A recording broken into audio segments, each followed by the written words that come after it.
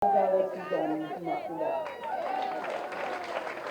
Ninyebaza kurora umwana wangu gwa atungire amakuru nkibaraji abo kuba Suzan obu yasomere yahika Makerere muhereza tata wamazire kufwa nagamba tugenda osoma kandi tumbagakora njaga kwa kubogenda osoma kati obu yakireyo yabaga yayemera mwalimu omwaka gwa kasatu baitu okurugoro namubihirirwa namugamba mwana wange nyonkandi musafu kandi ngozo kunge diguri neyogero we musafu hati semerirwe muno okurora omwana wange kunagondezi nikyalesere kandi nisima n'omuko wange kiine kundateza amagi kumwebaza kurora ebyankolire kandi nebyakolire Suzan omukyala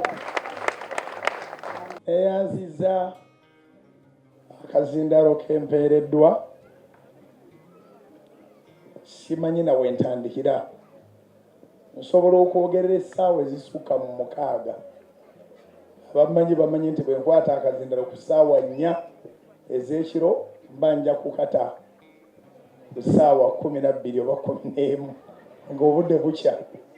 But right now short of words naye Suzan engeri gyatweragiddeko ng'ajjayo mikwano gye Magi Zaamu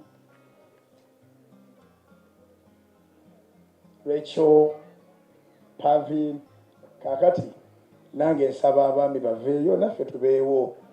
Husbands please no abadde oyita abakyala when you called your friends you didn't call men please. Buli omu alina omukyala kwabo mikwano ba Suzan yabajja senja kubaawula please. Bw'oba omanyi nti tolimba wa Magi nga tolimba wa Zaamu nga tolimba wa Rachel tojja tukwegayiridde tuula kantu z'omugole.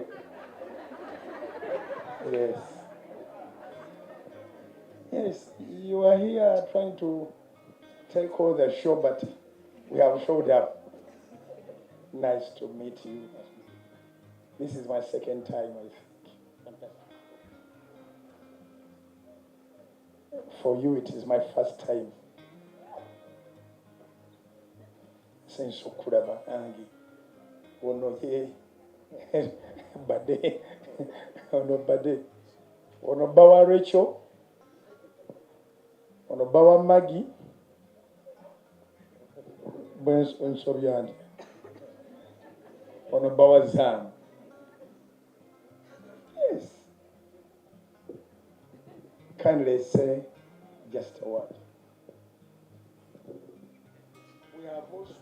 We are also establishing a very strong relationship from today, and we plan to go out without you girls. Good evening. I'm grateful to be here on behalf of my wife Zam, but more importantly to congratulate Suzan. Education is very important. Why I say so is because there are about four things that are realistically you can talk about from education. One of them is knowledge.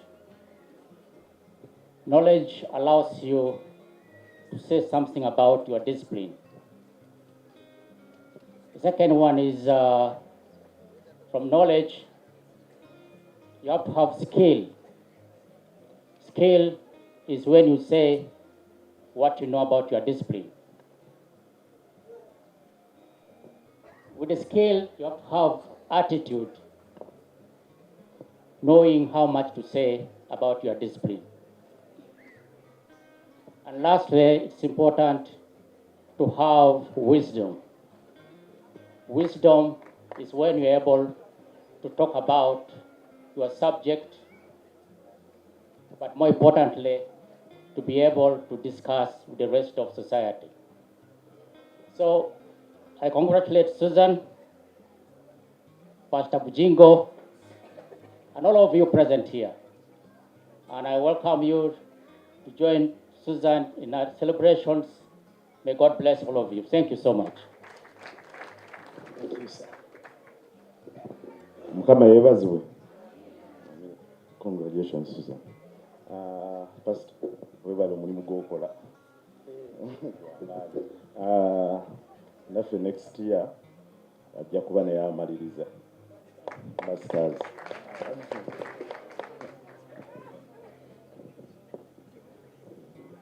Praise the Lord.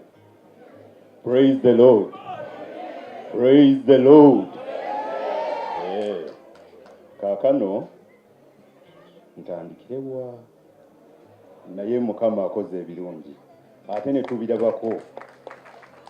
Ngenda tandika n'ebigambo bino wabula we biri wennyini ewatuufu mu Bayibuli sikakasaawo naye musumba waali ku ebyo nti Katonda kwagala, oyo atalina kwagala tamanyi Katonda.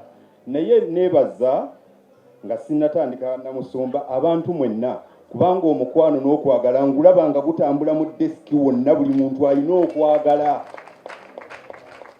Kale nno musumba nenkwebaza kubanga otukyazizza olunaku olw'olwaleero okutusiiga omukwano, kubanga buli abadde alinnya wano ng'agamba nti Suzan alina okwagala ne pasita alina okwagala, twebaza okwagala omukwano. Kale nno ekyo nno bujulizi nti Katonda akola mu ffe. Ekigambo ekirala ekiddirira nga nkisengeka mu mutwe nti bw'okuma ettawaaza giteeke waggulu wabula togiteeka wansi olwo eryoke eyakire bonna. Ebikolwa bya pastor mu House of Prayer Ministry buli lunaku ng'etteeka awanika ettawaaza ayakira Abannayuganda n'okwetooloola eggwanga. Lwaki tetukikubira mu ngalo? Kaakati ne mukwano gwe atuuse ku kkula lino n'awanika ettaala ataayongereyo mu field eno gy'akuguseemu okulaba nti obwakabaka bwa Katonda buweebwa ekitiibwa. Kale nno n'ebigambo ebyo nfundikira nga mbagamba nti Katonda afuga. Pastor nkwebaza nnyo. Tukiraba nti kiri very difficult okusanga omusajja encouraginga mukyala we n'ayimirira naye nti tuyite wano nti tutambule. Kale Mukama akikubalire mu mbeera zonna ezisoboka. Rachel mukwano gw'omulabye nkugamba nti obusawo tokoowa kusoma oyongera n'okola ki? N'osoma, kubanga nze ndi munnamateeka tetukoowa kusoma, osoma omutwe ne gugira ne gutalagga n'oddamu n'osoma. Kale n'ofuna ekyokuyiga ne mu byonna tweyanziza nnyo, tweyanzeege. We are from graduating. What you've not heard, simply listen to it. Kindly go back and you take your seat. If you didn't get it, forget about it.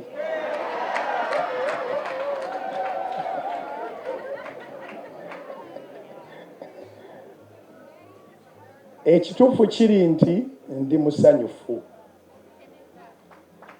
Tukubireko Mukama engalo ez'awaggulu. Let us give the Lord mighty hands of praise in Jesus' name. God is awesome and He's so good. Bw'aba Suzan ye yakukubira akasimu oba yakuwandiikira message, thank you so much for coming to celebrate. Bwe mba nze nakukubira akasimu oba nga nze nakusindikira ka message, thank you so much for not disappointing me. Thank you so much for not disappointing us.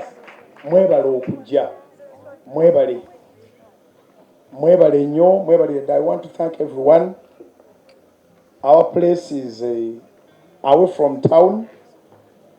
As you can see, it's only friends that are here. Mwebale nnyo, mwebale ddala.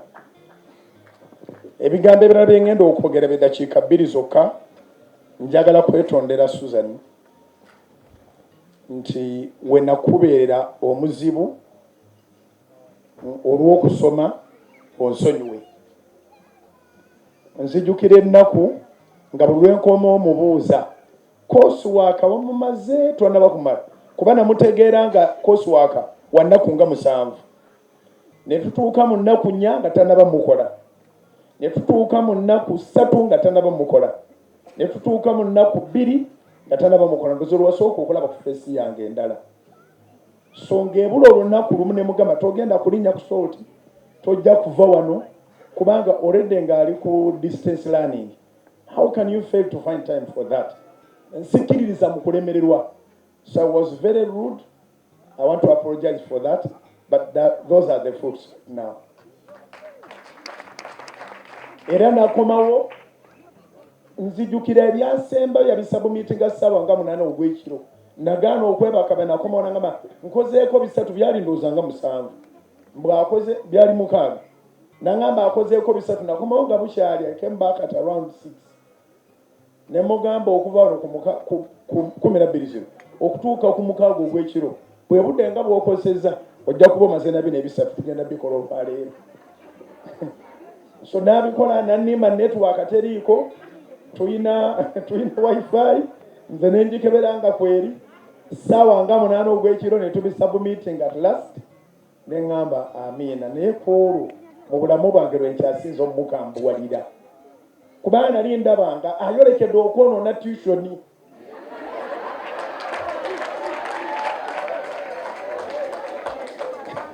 Yali ayolekedde okwonoona ki tuition so nga njagala yegatteko value naye ate n'akasente nange nga kannuma so era bwe twabiteeka ne mugamba prove naggula website yaabwe nandaga byonna nga biraga kino kigenzi kosi waaka yenna 6 byonna nga bigenze 8 ogw'ekiro ne mugamba kati awo twebaka era tiyaddamu kulira kisinga. So I apologize. I was harsh on you, but this is what I meant, that one day we shall celebrate. Njagala kwebaza bammemba ba church mwenna abali wano mwebale nnyo mwebalire ddala okuyimirira naffe. Njagala kwebaza mikwano gyange abali wano nga temuli balokole naye nga mutwagala. Bana nsaba atali mulokole oyimirire teguba musango naaka okubanga tonalokoka atali mulokole oyimirira ku bigere ebyo tukwanirise mu ngeri eri special. Bw'omanyi tonnaba kulokoka yimirira ku bigere ebyo tekiswaza tekikwasa nsonyi n'akamu tetwazaalibwa nga tuli balokole. Mubakubireko mu ngalo abantu abo. Olaba okwagala okufaanagana bwe kutyo nti bakyali wano. Mukadde wange ngenda kwogera erinnya lyo at least omwami Hashim weebale kundererako Suzan ono kubanga yambuulira y'ensonga lwaki twajja okukyala embaale ng'okukyala embaale kuli special wadde ng'oli mulamu we naye nga wabeera muzadde we ne Maama Rwema wadde nga sister we. Mwebale nnyo mwebalira ddala n'okuva embaale ne musiiba wano olwaleero paka sawa zino ez'ekiro ze tulimu. Mbeeyanziza nnyo. Muganda nge kalina obwisho yalugambalala omusajja ono twatandika naye mu house of prayer from day one naye business nga bwe zitukola n'atandika business embalala gyakolera gyabeera ajja Sunday zimu na zimu fully committed member of house of prayer. Abasigadde mu nsaasire bwe n'atandika amannya njabba Lwisa naye kambawayo obugambo obw'amagezi nga 3 akasooka buli lw'okotoggera gw'obeera naye oba weekotoggedde. Mbeegayiridde tofunangamu akasajja ku mutima gwo ku mukazi wo oba ku mwami wo kubanga kyabeera atuuseeko obanga mukkiriza nti muli omuntu omu talina kyatuukako gwe n'oba nga tokituuseeko. Olwaleero diguli eno yange ya Suzan. Ekyokubiri towagira buwagizi na bigambo wagira ng'okwata ne mu nsawo. Waliwo okumuga nti nkukkiriza genda maaso n'oyogera ebigambo kati n'anoonya ate ssente. Support eteeka okuba nga eri emotional, moral support, financial support, every kind of support. If you have decided to support, fully support your partner so that you can take a step ahead as a family. Ekyokusatu, muyige okwesigaŋŋanira ddala ng'omuntu omwesigira ddala, ng'omwesiga mu buli kigambo. Suzan mujulizi wange, sirina password mu ssimu, sirina bagiyita batya eno ey'okunyigano gyayo sente, mobile money pin sirina gye nnyina nga tagirina. Era nze bwe ndeka essimu zange awambulira bubuulizi, oluusi nkeberako ng'okwabaddeko obukadde busatu kusigaddeko emitwalo 53, era mbadde ngenda kukubuulira. Nakemebwako nenjala okukyusa pin code nja kuba sitamwesiga kuba tazikolamu bintu bitagasa. Aba asasudde bino asasudde biri naye nga tasoose kumbulira, naye at least mwesiga nti sirina password ya kintu kyonna gy'atamanyi. Mabegakawo twafuna scenario ku mukwano gwa fomu, yafuna accident naye nga password nga sente ziri ku ssimu esobola omuyamba nga ziri mu bukadde na bukadde, naye nga tasobola kujjanjabibwa kubanga tazirina. Kati ng'omukyala alina okunnyonnyola nti baba we sente ziri ku ssimu, bw'anadda engulu ono bajja kuzibaddiza. Ago tegaba maka, ago tegaba maka. Ekyokuna kyekisembayo, bw'oba oyagala omuntu yagalira ddala. Love. If you love somebody, love her, love him without any limit. No limitation is in love. So we decided to love ourselves openly, and we are not going to stop.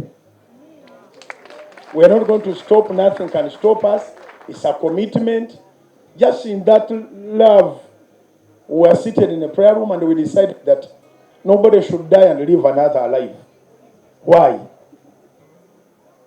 Because I'm not ready to try anymore. And she's not ready to try anymore.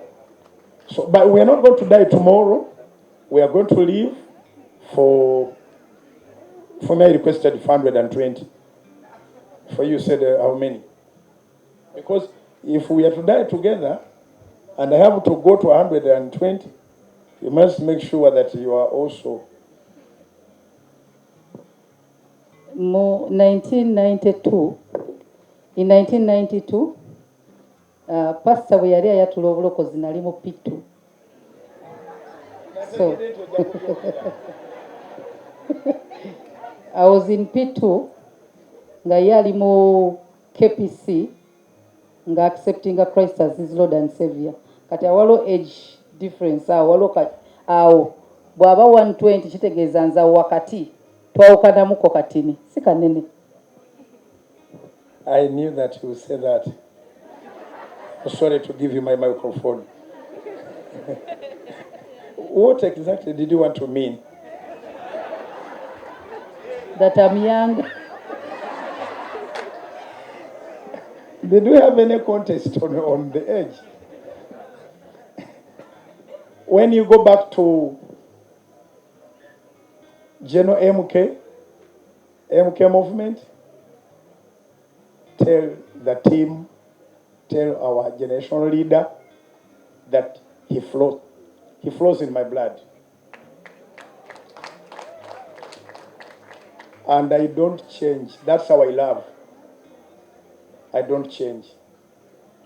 Thank you so much for the commitment. I know you've put everything aside. Everyone that is here, you have put aside every other responsibilities, and we became your responsibility. Thank you so much. Thank you so much. We can't thank you enough. With those few remarks, I'm going to allow my beautiful, they said beautiful or beautiful? Please teach me how you pronounce. Is it beautiful, beautiful, beautiful?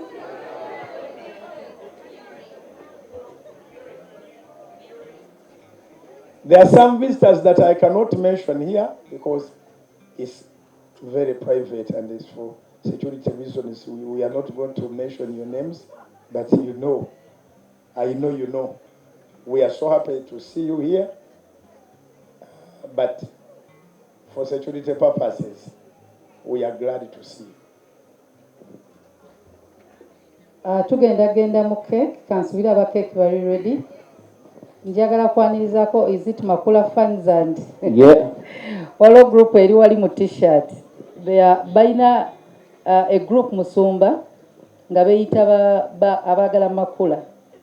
Beekolamu ekibiina ku social media okwo kinene nnyo nti bakuze bagulawo ne sako. They are investing mu kulimanga group. Bakola ebintu bingi abala balina Kenya. But I don't know how they link up. Waliwo birthday yange lwe yali ne bava Kenya ne bajja muno abalanga bali bweru kati basindise ba representatives 5. Batandikaawo nti it's a group okumanya ndika amafuta. Batandika kwezimba. Yewana. So, do you agree with her? To blow her own trumpet. Zam, lunaku lw'olujja. Naye njagala okubeebaza mwebale nnyo waliwo omuwala wano kasa. To invite the born again and non-born agains. So by then I was at Bat Valley and I found her in the parking. She had bottles of beer, but when I touch your hands, it doesn't mean that I've taken it. So I welcomed her. Then she started thinking of coming to church. As we speak right now, she chases demons, spiritual field. Yeah, thank you so much, Pastor. And I would love to thank you so much. As people, okuzuukiza abafu oba n'okuzibula abanzibe ky'ekyamagero. Ne Pastor nange nali mufu. Ne bazadde bange gye bali bakimanyi nti nali mufu. Naye kaakati 2017 GPS kati mafuta tuli mu kutambulira ganjawulo. Yes, ate natuuka naawo ne tuba nga tukola naye nga sinafuna mwana. Mami Suzan Makula through the junction webale tusomesa nnyo kuwa baami baffe ekitiibwa na kubaagala era bantaddeko akaweta mu kubuulirirwako. Dadi webale kutuyamba n'otuyigiriza okukola naye maama naawe webale kutujja mu bakazi abategeera abali mu ggwanga.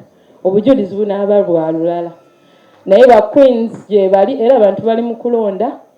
Tuli mu mpaka ez'obwannalungi Musumba yatugamba buli kimu tekikiwa devil. So modeling siyabwa malaya mu house of prayer. Modeling kuva ku musingi nga wetusinza ne Katonda. Mwebale nnyo. Bayibuli egamba nti awo Yobu bawala ba Yobu ne wataba bawala balungi kubenkana mu nsi yonna. So beauty context started way back on Job's daughters. Awoluganda Katonda yebaziza. Haleluya. Ndashima Imana cyane. Nebaza nnyo Katonda Kubera ko yangejeje hano. kubanga yankulembera buli minantuusa wano. Navuye mu Rwanda. Navudde Rwanda. Nitwa Kanyana Frida. Kitibwa Kanyana Frida. Ndashimira Pastor and Suzan. Nebaza Pastor ne Suzan. Murakoze cyane. Mwebale nnyo. Naje mpagarariye umuryango wa Pastor. Naze kuyimirirawo ku lwa family yonna eya Pastor brief utarajja mbere. Family gyenna kagenda n'endaba omu ku bato bange be nalaba ono ye mukyala we muto wange ndoza wakuna nze Naiti Jeanne muhire si ewokuna muhire nabwe lwokane omwami we bamuyita muhire abeera muto wange wakuna n'akamulaba olwamulabye naneesigisa mukyala wajje. So ku graduation ono azenga mulamu naye atazze ku lwa maama ne taata kuba mubamanyi bakadde. So yenkanankana kika kiramba kuba twamuwasa mbabye yuko wahagarariye umuryango kuko ugomba guhagararira umuryango wose nubwo twakurongoye ubu uri uwacu none turakureberamo umuryango wa Bugingo wose jya imbere ntabwo ari ukutambuka ndavuga kujya imbere na speech ya mugambe gena amaso nasimo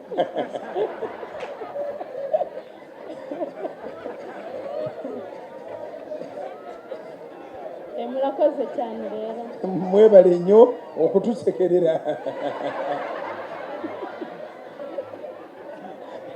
bambwiye ngo basuhuze cyane bamutumye nti atusobako b'okulamusa gye tuli kandi barabakunda cyane ekyo nakyo kibono leba n'eky'olukundo baagala nnyo ndashimira inshuti za Pastor na Suzan yeebaza mikwano gya Pastor ne Suzan bannange mwarakoze cyane iki ni igikorwa cyiza muze mukola bulungi nakati mukoze bulungi nnyo kino ekikolwa ky'amaanyi kirungi igikorwa cy'urukundo nanezerewe cyane kubabona aha ngaha kandi nanjye nabakunze cyane kikolwa kyakwagala yasanyuse nnyo okubalaba mwennanga muli wano mbaga namba naye abaagadde kati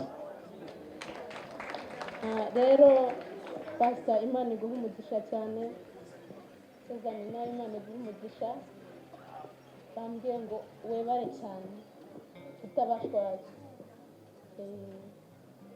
obubaka bwa Suzan bwe sibavumira bwadde bwoli nawe Pastor Pastor nawe webare cyane utabashwaza kudashwaza umuryango nakoze cyane nibwo bwa mbere bwabuze muri Uganda nibwo bwa mbere gwe mulundi gwo ogusoosa okujja mu Uganda n'oluganda lwangu nnyo atugambirewo nti Katonda yeebale murakoze cyane Imana ibahe umugisha mwebale nnyo Mukama abawe omukisa